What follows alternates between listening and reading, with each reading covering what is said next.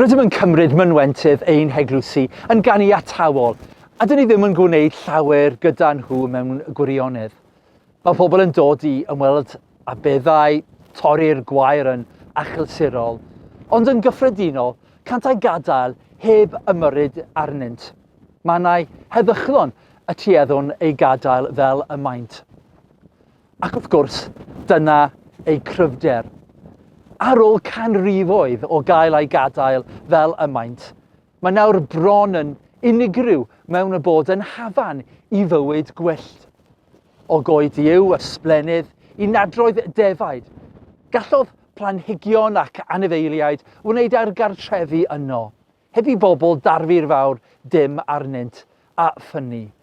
Fel Eglwysi, ni yw stywardiaid y trysor yma, ac mae stywardiaeth dda yn golygu gofalu amdano, a ddiogelu am genedlaethau i ddod. Dyna pam fy mod yn annog y rai sy'n gofalu am fynwentedd, p'un ai yn wlad neu mewn dinas, mewn cadarnhau mawr neu pentrefi bach, i ymuno yn Eglwysi'n Cyfri ar Natur yn ystod wythnos Caru, eich Mynwent, ym mis Mehefin.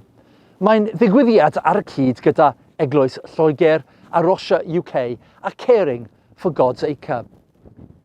Cafodd llawer ohonom ein hysbrydoli gan raglenni dogfen Wild Isles y BBX am fywyd gwyllt godidog Prydain a gyflwynwyd gan David Attenborough.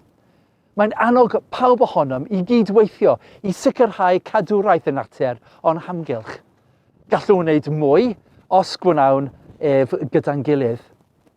Felly, os gallwch gynnal digwyddiad cyfrif ar natur, gwahoddwch y gymuned i helpu, o'r ifanc i'r profiadol, a gwneud diwrnod ohono. Mae'n ffordd rhwydd, rad ac am ddim a chwyliog i ddangos pa mor bwysig yw greadigaeth Duw i ni. Peidiwch felly ag anghofio cofrestru. Defnyddio'r adnoddau gwych ac anfon eich canlyniadau a lluniau fel y gallwn gael darlun clir o'r trysorau sydd gan Cymru ac sydd angen i ni ei gwarchod. Mae'r holl fanylion ar gael ar wefan y Caring for God's eich.